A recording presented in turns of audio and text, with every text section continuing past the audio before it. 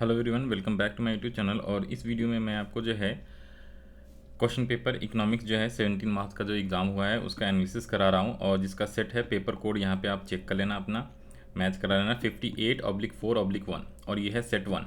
ठीक है जी। तो इस वाले क्वेश्चंस का पूरा आंसर सॉल्यूशंस करवा रहा हूँ, साथ में मैं पेपर का एनालिसिस भी करवाने वाला हूँ इस वीडियो के अंदर।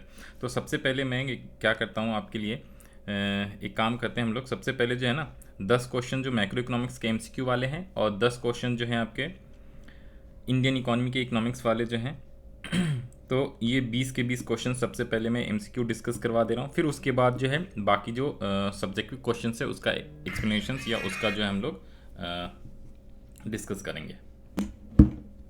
हाँ जी, तो आ जाओ जी, स्टार्ट करते हैं क्वेश्चन नंबर 1 से जो मैक्रो इकोनॉमिक्स है। ठीक है, जो फर्स्ट क्वेश्चन है आपका यहाँ पे, फर्स्ट क्वेश्चन क्या कह रहा है, पैसेज वाला क्वेश्चन है। इसके अंदर 2 स्टेटमेंट दिया हुआ है।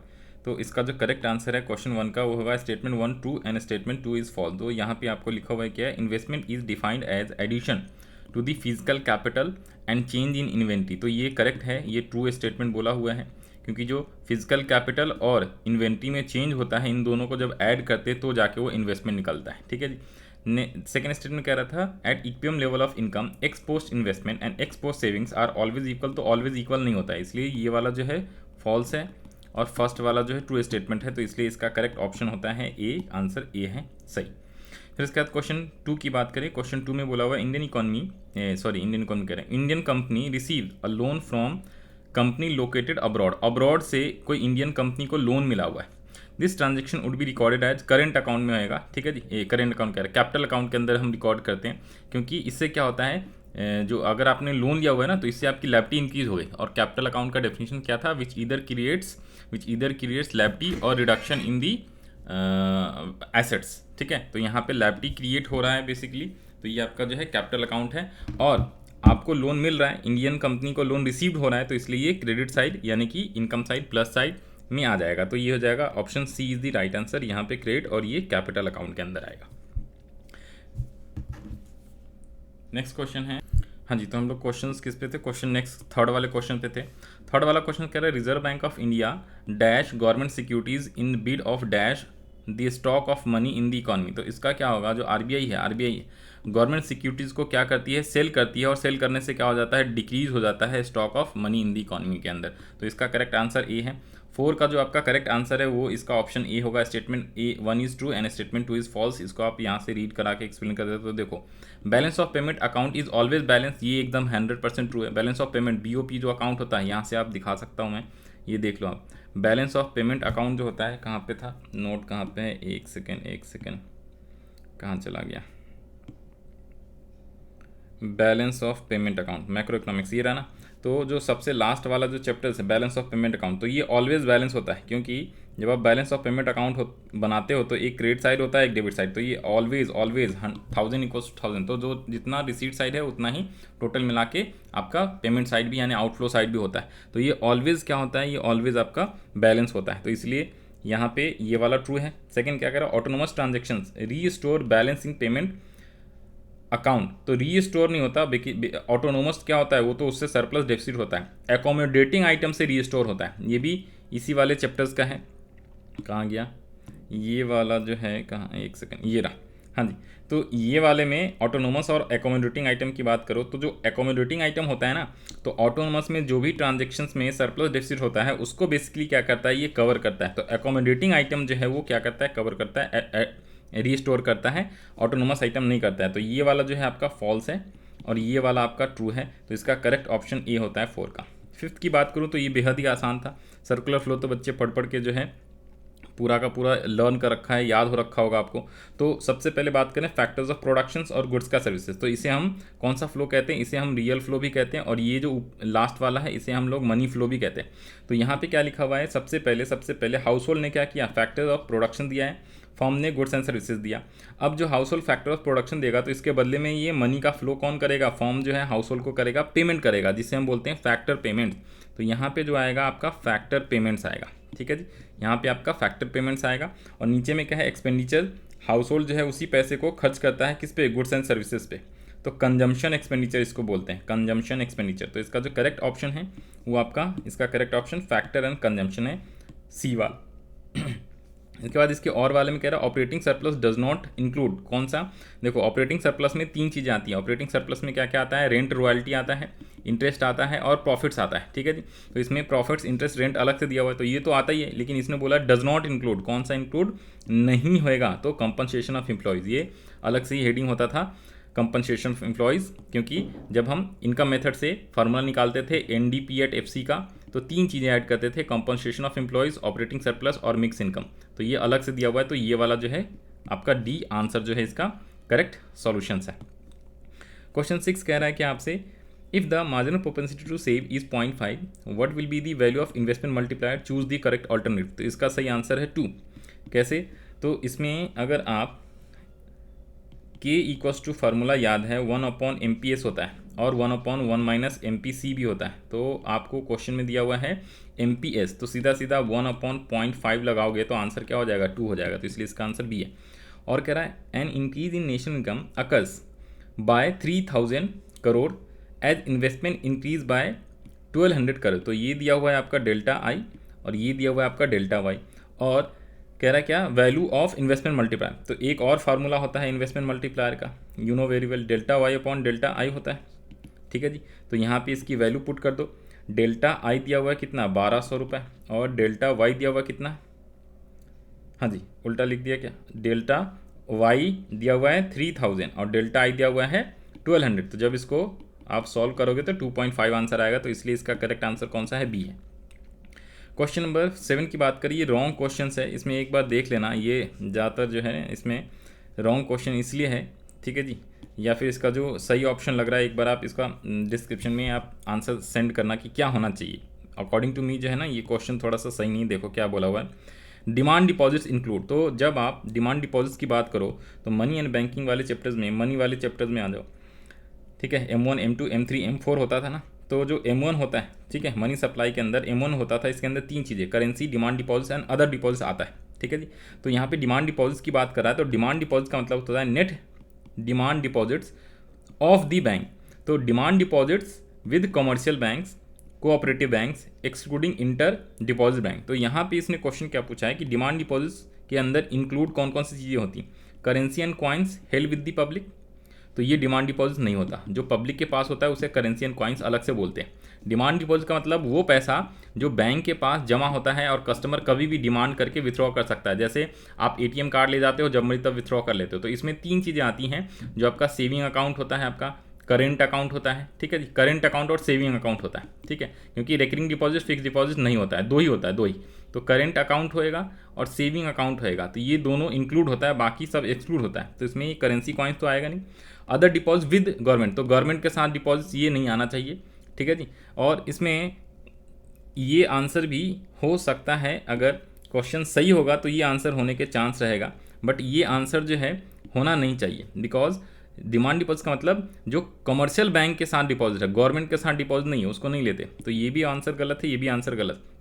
Saving account deposits and fix, तो एफडी वाला तो आएगा नहीं, पहले ये कैंसिल कर लो, क्योंकि सेविंग एंड करंट अकाउंट ही होता है, तो इसलिए इसमें कोई भी ऑप्शन सही नहीं है। तो इसका आप ये मान के चलो सीबीएसई आपको ये पूरे में पूरे नंबर देगी।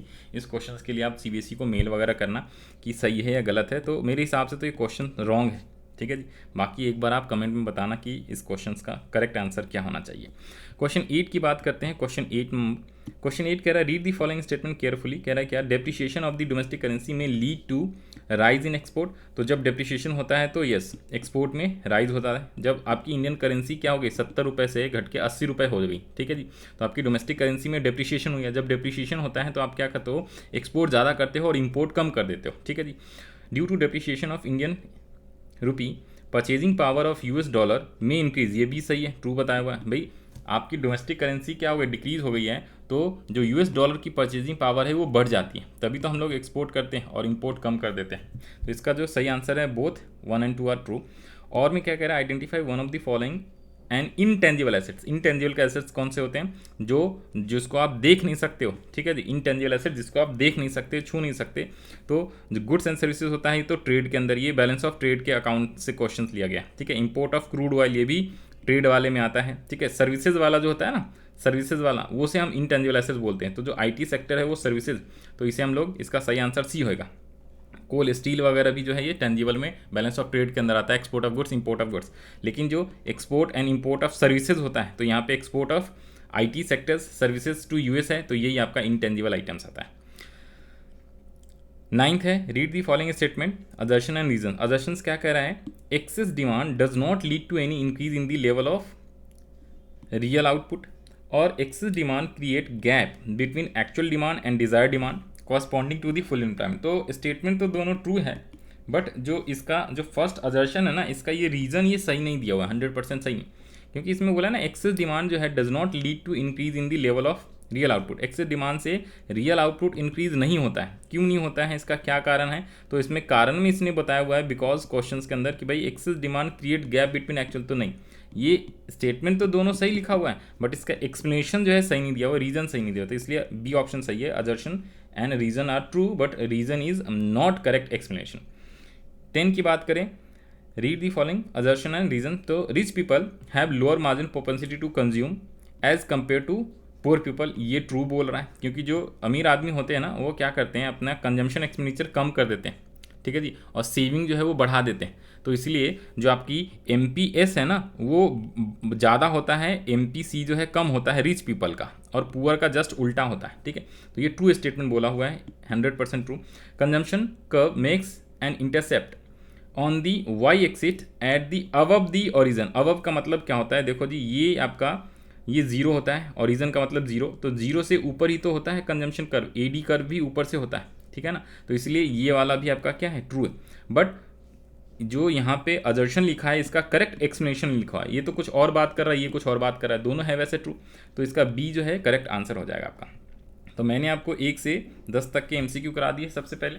अब हम बात करते हैं, एक काम करते हैं ना, चलो सीरियल वाइज ही करा देता हूँ, कोई दिक्कत वाली बात नहीं। अब हम 11 की बात कर लेते हैं, थोड़ा सा फास्ट करा दूंगा, कोई दिक्कत वाली बात नहीं, ठीक है, आ जाओ। तो क्वेश्चन 11 कह रहा है, gross domestic product at market price of a country in a particular year 1100, net factor income from around 100, net indirect tax 150। ये दूसरे सेट में भी ऐसा ही सेम यही क्वेश्चन था, ठीक है जी, ये ऐसा सेम क्वेश्चन था, तो इसका आंसर जो आना चाहिए आई गेस 200 आना चाहिए। इसमें डेप्रिसिएशन पूछा हुआ है ना, यस, तो इसका आंसर यहाँ से आपको दिखा दे रहा हूँ, ये पहले भी मैंने अभी बनवाया था दूसरे वाले क्वेश्चंस के अंदर। देखो इसका आंसर ये है, क्वेश्चन नंबर अलग हो जाएगा, आंसर ये रहा। इसमें इसने GDP एट MP 1100 दिया हुआ है, NFIA 100 दिया हुआ है, NIT 150 दिया हुआ है, net national product act factor cost यानी कि नेशनल इनकम को NNP एट FCB बोलते हैं, 850 दिया हुआ है, करेक्ट है।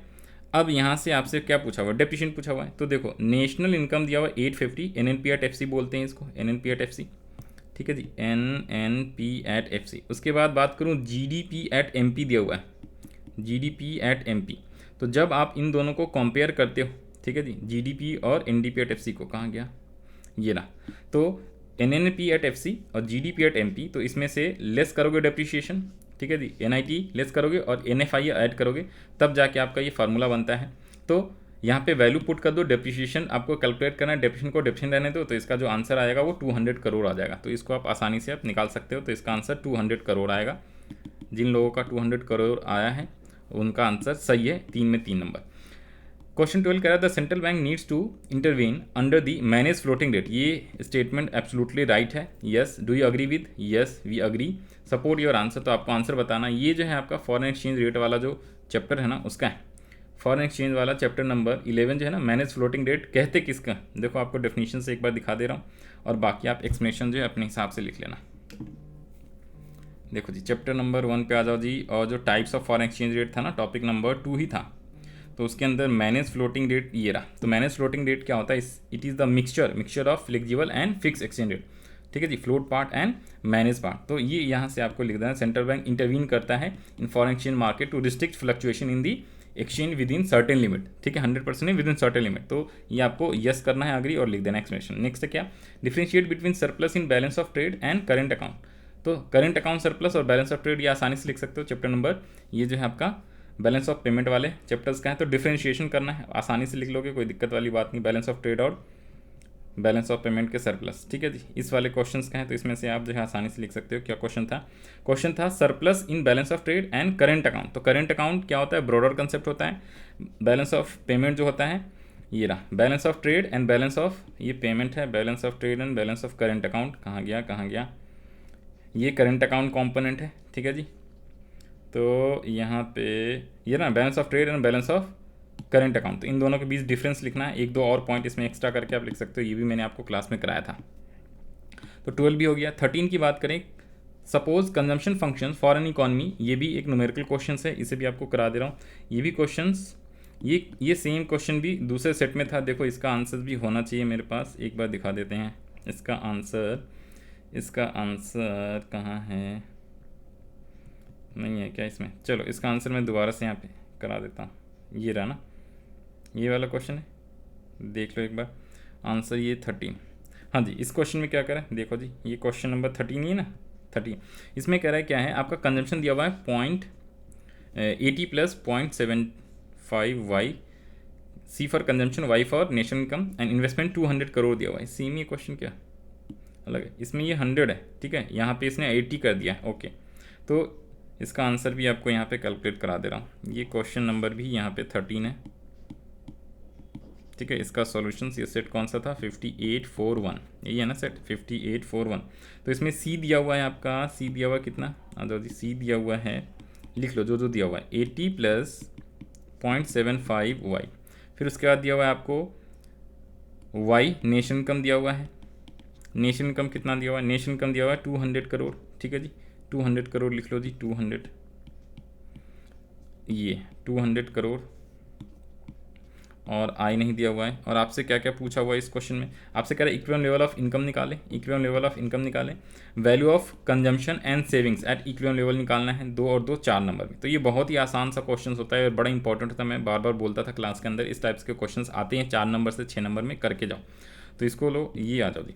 तो यहाँ पे आपको 2 चीज़ें दिया हुआ है और आपसे कह रहा है इक्विलिब्रियम लेवल ऑफ इनकम निकालो। तो पहला जो है इक्विलिब्रियम लेवल ऑफ इनकम जो है वो कहाँ पे होता है, तो यहाँ पे देखो जी, जहाँ पे AD इक्वल्स टू AS होता है, और AD इक्वल्स टू AS का मतलब होता है AD इक्वल्स टू Y, क्योंकि AS इक्वल्स टू Y होता है। सिंपल वर्ड में बोलूँ तो Y equals to C plus I, because AD equals to C plus I होता है, ठीक है जी। तो जैसे मर्जी बोल दो, ये में लिखना at equilibrium level Y equals to C plus I होता है। अब C और Y, तो C का वैल्यू यहाँ पे दिया हुआ है, देखो जी, तो Y इक्वल्स टू C की वैल्यू पुट कर दो, 80 प्लस 0.75 Y और I, ठीक है जी। आई की वैल्यू भी तो दिया होना चाहिए, कहाँ पे आई की वैल्यू नहीं दी हुई क्या, एक सेकंड वेट, ये रहा ना इन्वेस्टमेंट जो है, अच्छा ये इन्वेस्टमेंट दिया हुआ ना, रुको रुको, मैंने कहा आई की वैल्यू नहीं, ये वाई नहीं, ये आई है। इनकम तो हमें निकालना है, ये इन्वेस्टमेंट की वैल्यू दी है 200 करोड़, तो यहाँ पे ये 200 करोड़ आ जाएगा, ठीक है जी। यहाँ पे ये 200 करोड़ आ जाएगा, ये इन्वेस्टमेंट की वैल्यू दी हुई है, तो यहाँ पे लिख लो 200 करोड़।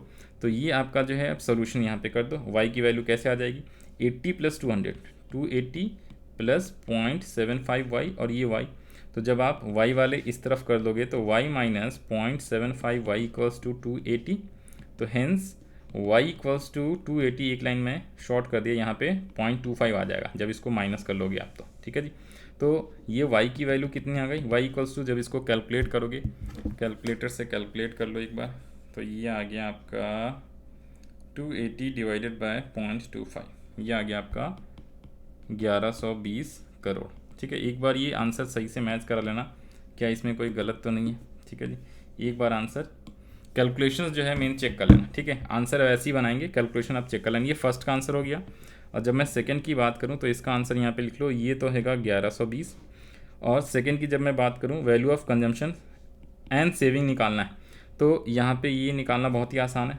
सी इक्वल्स टू क्या दिया हुआ था, 80 प्लस 0.75 वाई, तो इसमें y की वैल्यू पुट कर लो, 0.75 इंटू वाई की वैल्यू आया 1120, ठीक है। ये दोबारा से एक बार सही कर लेना भाई, 280 में डिवाइड करा है 0.25 से, तो इतना ही आया। 280 कैसे आया, 80 प्लस 200, ठीक है। इसके बाद इसको सॉल्व कर लो, 80 प्लस जब 1120 को इंटू करोगे 75 से, 1120 इंटू 0.75, तो ये आपका आ जाएगा 840, ये कैलकुलेट कर लेना। और इसमें जब आप प्लस कर लोगे कितने, 80, तो ये जो आएगा आपका 920 करोड़ रुपए आ जाएगा, ठीक है जी। तो ये कंजम्पशन आ गया। और सेविंग की बात करें तो सेविंग्स इक्वल्स टू क्या होता है जी, सेविंग इक्वल्स टू सिंपल बोलूँ तो आई ही होता है इक्विलिब्रियम पे, तो ये दोनों 200 ही आएगा। और इसको आप चाहो तो कैसे कैलकुलेट कर सकते हो, सिंपल वर्ड में आप इस तरीके के कर सकते हो, y equals to C plus S भी होता है, ठीक है। तो y अगर आपका कितना है, s इक्वल्स टू क्या हो जाएगा, y माइनस सी, तो y आपका आया है 1120 और ये आया है 920 इक्वल्स टू सेविंग, तो hence savings at equals to 200। ये 200 करोड़ आएगा। सेविंग जो होता है ना इक्वल टू ऐसी होता है इक्विलिब्रियम लेवल पे, कहाँ पे, एट इक्विलिब्रियम। ठीक है जी, तो ये आपका पूरा का पूरा कंप्लीट सॉल्यूशन हो जाता है क्वेश्चन नंबर 13 का। तो अगर आप इस टाइप से लिखोगे तो ये आपका हो जाएगा 200। ठीक है जी, तो ये पूरे के 4 में 4 नंबर आएंगे। नेक्स्ट क्वेश्चन की बात करते हैं 14 का। Discuss briefly how government can control situation of deflation. Deflation का मतलब जब प्राइस जो है, price of goods and services decrease हो जाता है। ठीक है जी, तो जब डिक्रीज हो जाता है ना, तो मैंने आपको बताया था D for deflation, D for decrease. तो जितने भी रेट्स वगैरह होते हैं, बैंक रेट, ठीक है जी, उसके अलावा CRR, SRR, वो सारे डिक्रीज करते हैं RBI। ठीक है, सेंट्रल गवर्नमेंट कह रहा हूँ, RBI जो है मॉनेटरी पॉलिसी के अंदर। लेकिन यहाँ पे बोला हुआ है क्या, फिजिकल पॉलिसी। ये दोनों फिजिकल पॉलिसी के अंदर आते हैं। कौन सा, फिजिकल पॉलिसी आता है। फिजिकल पॉलिसी के अंदर जो है, फिजिकल पॉलिसी में जो गवर्नमेंट होती है, सेंट्रल गवर्नमेंट, वो क्या करती है, टैक्सेशन पॉलिसी और गवर्नमेंट एक्सपेंडिचर का हेल्प लेता है। तो इस केस में जो टैक्सेशन होता है ना, टैक्स रेट क्या करेगी, गवर्नमेंट कम कर देती है। डिफ्लेशन में लोगों के पास पैसे कम हो रखे हैं, प्राइस घट रखा है, तो डिमांड बढ़ाना चाहती है, तो गवर्नमेंट क्या करती है, टैक्स रेट कम करेगी, तो लोगों को क्या हो जाएगा, उनकी आमदनी बढ़ जाएगी। ठीक है, डिस्पोजल इनकम उनके पास ज़्यादा जाएगा, तो डिमांड ज़्यादा करेंगे और डिफ्लेशन का सिचुएशन क्या हो जाएगा, ठीक हो जाता है। और गवर्नमेंट एक्सपेंडिचर जो है वो बहुत ज़्यादा करेगी, इंक्रीज़ कर देगी। तो गवर्नमेंट एक्सपेंडिचर इंक्रीज़ कर देगी और टैक्स रेट डिक्रीज़ कर देगी। गवर्नमेंट एक्सपेंडिचर जब इंक्रीज करती है ना, तो लोगों को उससे काम एम्प्लॉयमेंट मिलता है। एम्प्लॉयमेंट मिलने की वजह से उनकी इनकम जो है वो इंक्रीज होती है, और इनकम इंक्रीज होने की वजह से लोग जो है डिमांड ज़्यादा करेंगे, तो अपने आप डिफ्लेशन सिचुएशन क्या हो जाता है, ठीक हो जाता है।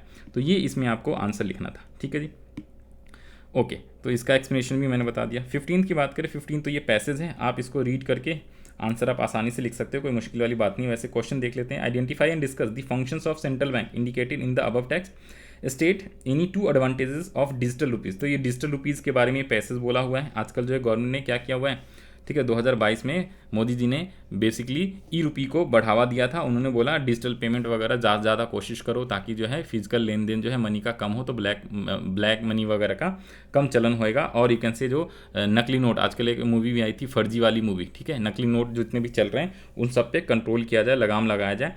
ठीक है जी, तो इस चीज़ के लिए, ठीक है, इस चीज़ के लिए जो है उन्होंने ₹रुपी और डिजिटल मनी का क्या किया था, इनॉग्रेशन वगैरह करा एक तरीके से इंडिया में। तो उसके ऊपर ये क्वेश्चन से आप लिख सकते हो। तो सेंट्रल बैंक के जो फंक्शंस है इंडिकेट कर देना, और इसमें डिजिटल रुपीज़ के बारे में 2 एडवांटेज लिखना है। ठीक है, इससे क्या होता है, एक तो आप लिख सकते हो भाई जो नकली नोट है आसानी से पकड़े जा सकते हैं। ठीक है जी, ये आप इसके अंदर लिख सकते हो।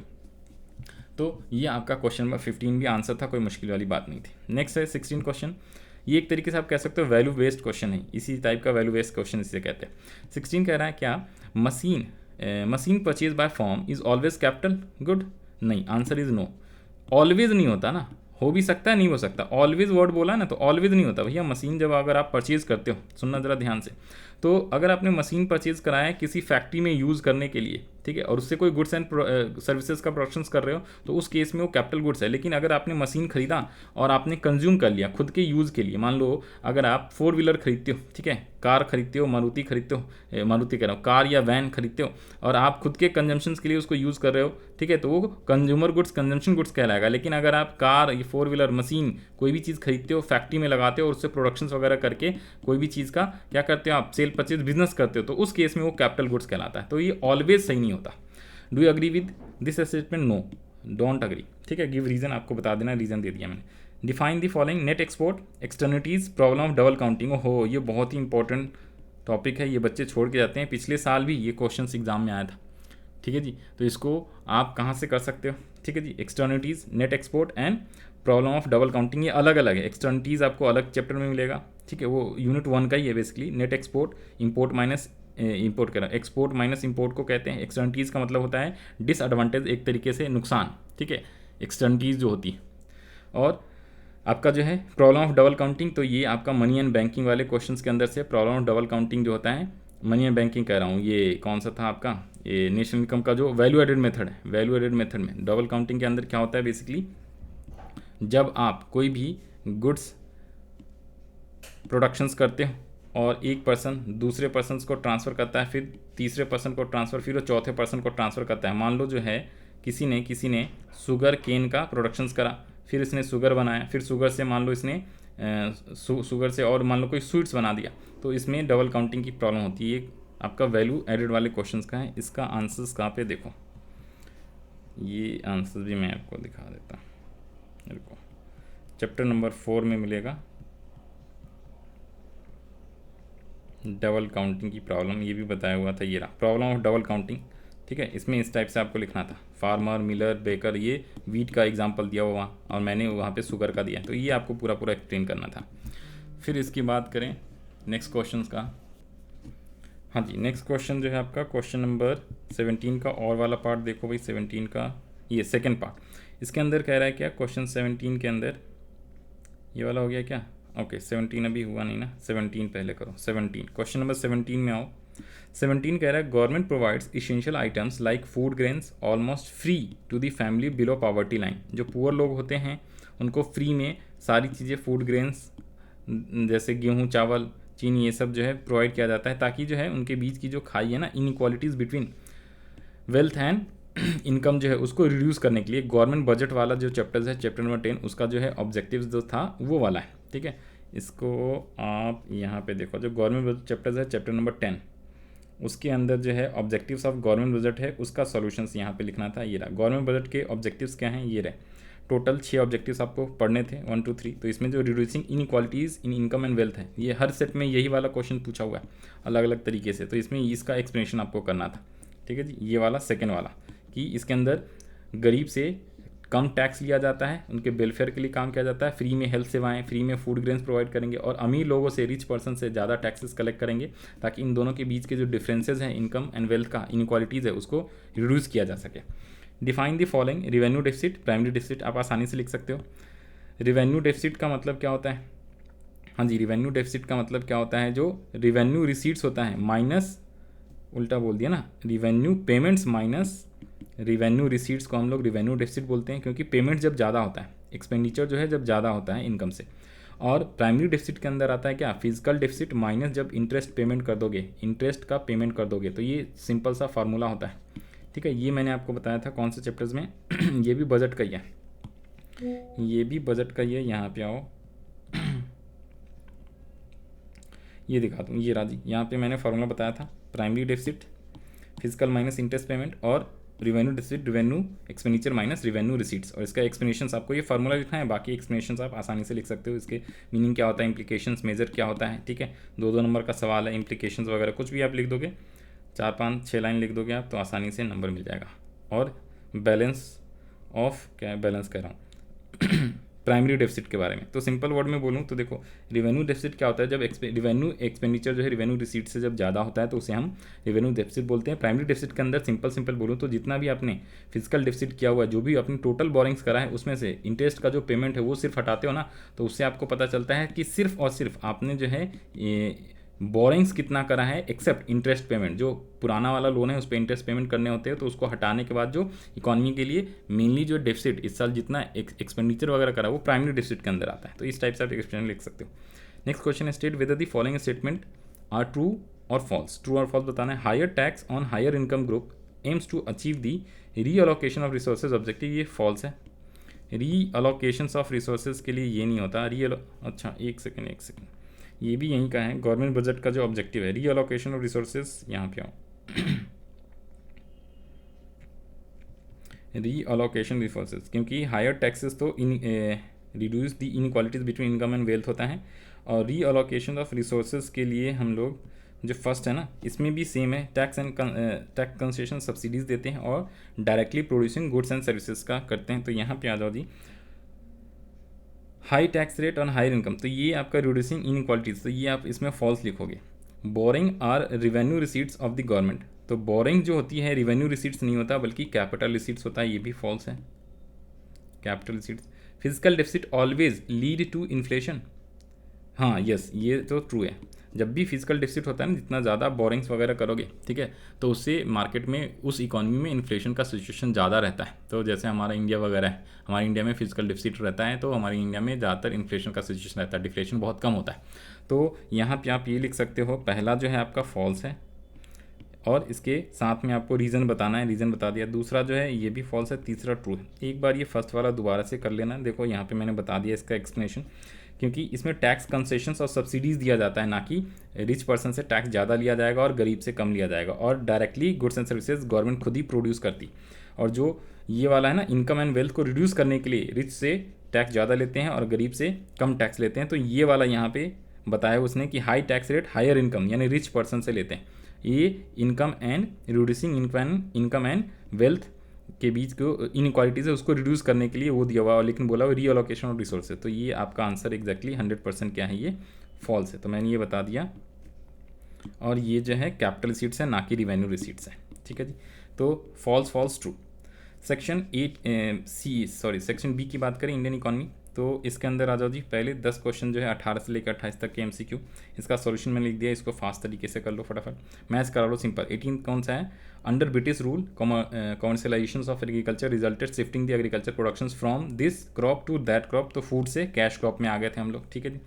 फिर है 19, identify which of the following alternative is not associated with the goals of economic planning in India, तो promoting imports of luxurious goods, ये हमारा नहीं था, गोल नहीं था। इसमें लिखा हुआ है नॉट, कौन सा गोल नहीं है। तो ये सारे गोल्स थे कि स्टैंडर्ड ऑफ लिविंग को बढ़ाना है, टेक्नोलॉजी में एडवांसमेंट करनी है, इकोनॉमिक ग्रोथ को बढ़ाना है, लेकिन जो गोल नहीं था वो था क्या, import of luxurious goods.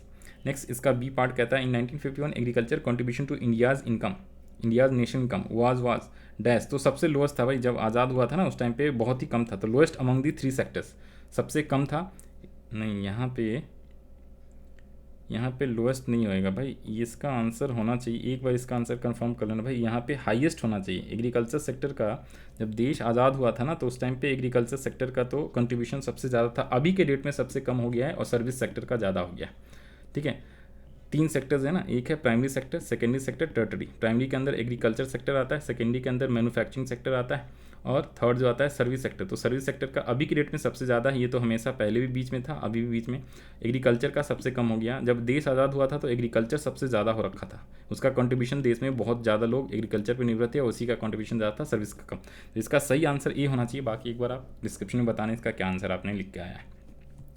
Question number 20 की बात करें तो 20 कह रहा है economic reforms for introduce in the year, तो इकोनॉमिक रिफॉर्म्स कब इंट्रोड्यूस किया इंडिया में एंड इन द ईयर। अच्छा, इंडिया में देखो 1971 में सबसे पहले चाइना ने इकोनॉमिक रिफॉर्म्स करा था अपने चाइना में, पाकिस्तान ने 88 में, और इंडिया ने सबसे बाद में 1991 में करा था। लेकिन इसका शॉर्ट की क्या था भाई कि इंडिया ने बाद में इकोनॉमिक रिफॉर्म्स करा था, लेकिन इंडिया आगे है पाकिस्तान से। पाकिस्तान ने जो है हमारे से पहले किया था, लेकिन वो इकोनॉमिक रिफॉर्म्स डेवलपमेंट ग्रोथ के अंदर वो कंट्री का ग्रोथ जो है, डेवलपमेंट जो है वो हमारे से नीचे। ठीक है, तो इसका जो हैगा ये 1991 है और 1988 है जी पाकिस्तान का। तो यहाँ पे आप लिख लोगे 1991 एंड 1988, तो ऑप्शन डी इज़ करेक्ट। और कह रहा Pakistan is ahead of India in the case of पर capita income because of population. वहाँ की टोटल पॉपुलेशन 24 to 25 करोड़ से, हमारी पॉपुलेशन जो है 1.4 बिलियन है, यानी कि 140 करोड़। ठीक है जी, 140। तो पॉपुलेशंस की वजह से हमारा जो पर कैपिटा इनकम है कम है और पाकिस्तान का ज़्यादा है, तो per capita income of Pakistan is higher. Next question कह रहा है dash market were organise to protect farmers from malpractices in mandis, तो रेगुलेटेड मार्केट। रेगुलेटेड मार्केट रहता है तो वहाँ पे फार्मर को प्रोटेक्ट किया जाता है, माल प्रैक्टिसेस धोखाधड़ी उनसे कम होता है। फिर नेक्स्ट है arrange the following in the events of China. China के केस में आपको फॉलोइंग अरेंज करना है, great proletarian cultural revolutions, great leap forward campaign, introductions of economic forms, तो ये 78 में हुआ था। 5 ईयर प्लान 53 में स्टार्ट किया था सबसे पहले 1958, और 65 to 66 के अंदर जो है ग्रेट प्रोलेटेरियन कल्चरल रिवोल्यूशन हुआ था। तो इसका करेक्ट आंसर बी होएगा, ये आप लगा लेना। 23 कह रहा है क्या economic growth means the increase in the real national income of a country, human capital formation and human development are one of the same concept. तो इसका जो है ये वाला तो फॉल्स है, ठीक है जी, और ये जो है ट्रू है। तो इसका करेक्ट आंसर ए है, ऑप्शन। नेक्स्ट है liberty indicators measures the extent of constitutional protection given to the citizens. India provides fair constitutional protections to its citizens in the light of given statement, choose the correct alternative। तो इसका जो answer है ना वो सी लगाना, both statement जो है true है, ये भी ट्रू है, ये भी ट्रू है। इसके बाद 25 की बात करें, ये भी ट्रू और ये भी ट्रू है। कौन सा, यहाँ पे देखो इसमें कह रहा था कैरिंग कैपेसिटी, तो इसमें जो फर्स्ट और थर्ड जो है वो ट्रू है, बाकी ये सेकेंड एंड फोर्थ जो है इनकरेक्ट है। रिजोल्यूशन देखो बता दें, आपको एक्सप्लेन कर दे। Resources extraction should remain below the rate of regeneration, yes. Resources extraction should remain above वाला गलत है। Generation of waste should remain within the absorption capacity, ये भी करेक्ट है, और ये वाला गलत है, तो इसका करेक्ट आंसर जो है वो ऑप्शन बी है। इसके बाद बी की बात करें, dash system restores maintain and enhance the ecological balances, तो इसमें आपका ऑर्गेनिक फार्मिंग आएगा। सिंपल सा है, ये आसान सा है, इसके बारे में बहुत सारा चीज़ पढ़ना था आपको बुक्स के अंदर, चैप्टर के अंदर। 26 है, read the following statements assertions and reasons, तो सबसे पहला कह रहा है the nature of unemployment problems in India is multifaceted, एकदम ट्रू है। Worker population ratio is an indicator use for analysing the employment situation in the country, absolutely true, तो इसका आंसर जो है ये होगा बोथ, बट जो एक्सप्लेनेशन है ना ये 100% ट्रू नहीं है, बिकॉज इसमें बोला हुआ है ना कि जो अनएम्प्लॉयमेंट प्रॉब्लम है इन इंडिया में वो मल्टी फेसेटेड है, बिल्कुल ठीक, अनएम्प्लॉयमेंट का प्रॉब्लम, लेकिन ये कह रहा है ये अनएम्प्लॉयमेंट के बारे में नहीं बोला, इसने बोला वर्कर पॉपुलेशन के बारे में, तो ये इसका जो है ट्रू रीजन्स नहीं दिया हुआ है, तो दोनों सही है लेकिन ट्रू रीजन्स नहीं है। बात करें 27 का, read the following statement A and B, choose the alternative, तो China adopted open door policy, major economic reforms, yes, it aims at industrialising the country on a massive scale, बिल्कुल ठीक, और आज के डेट में भी काफ़ी इंडस्ट्रियल मैन्युफैक्चरिंग सेक्टर्स बैठा रखा है उसने अपने चाइना में, तभी तो जो वर्ल्ड की जितनी भी नामी कंपनीज़ हैं, पॉपुलर कंपनीज़ है, वो सारे जो है चाइना में मैन्युफैक्चर करते हैं, आईफोन, ठीक है जी, टेस्ला की कारें, ये सारे, तो इसलिए इसका करेक्ट ऑप्शन है ए। अब ये एक्सप्लेनेशन वाला क्वेश्चन है 28, ये डायग्राम दिया हुआ था, चित्र दिया हुआ था, ठीक है जी, और इससे आपको इन्वायरमेंट के बारे में, तो ये सस्टेनेबल डेवलपमेंट वाला इन्वायरमेंट है, उसके बारे में इसको आपको स्टोरी लिखनी थी, बुक से आप पढ़ के और एक्सप्लेन कर सकते हो। नेक्स्ट क्वेश्चन है, it is necessary to create employment in the formal sector rather than in the informal sector, defence और रिफ्यूट, तो इसमें आप आंसर होएगा रिफ्यूट, ठीक है जी, इसको हम लोग रिफ्यूट करते हैं, और इसका जो है बुक से आप आंसर एक्सप्लेन कर देना पढ़ के। Discuss briefly why agriculture diversification is essentials for the sustainable livelihood, तो ये भी आप एक्सप्लेन कर सकते हो आसानी से बुक से पढ़ के, कोई दिक्कत वाली बात नहीं। क्वेश्चन 30 की बात करें, फ्रॉम दी फॉलोइंग डेटा, जो भी ये जीडीपी का डेटा दिया हुआ है उसमें इंडिया और चाइना का दिया हुआ है, और इसको आपको क्या करना है, हाँ जी, कंपेयर एंड कॉन्ट्रास्ट करना है, तो कंपेयर ये कर लो, देखो जी यहाँ पे जो है एग्रीकल्चर सेक्टर 16% है, चाइना का जो है 7% है, कब 2018-19 के हिसाब से, इंडस्ट्रियल 30 है, इसका 41 है, और सर्विस सेक्टर का 54 है, 52 है, तो आप आसानी से कंपेयर कर सकते हो कि इंडिया का एग्रीकल्चर सेक्टर और सर्विस सेक्टर जो है वो ज़्यादा है चाइना से, और जो इंडस्ट्री सेक्टर्स है वो चाइना का ज़्यादा है, इंडिया का कम, ठीक है, टोटल 100%, तो इस टाइप से आप इसमें एक्सप्लेन कर सकते हो। 31 है, discuss any two liberalisation measures to pertaining the financial sector introductions by the government in India during the economic reforms 1991, तो एक तो है reductions in excise duty, reduction in import duty, ये सारी चीज़ें आप इसमें लिख दोगे।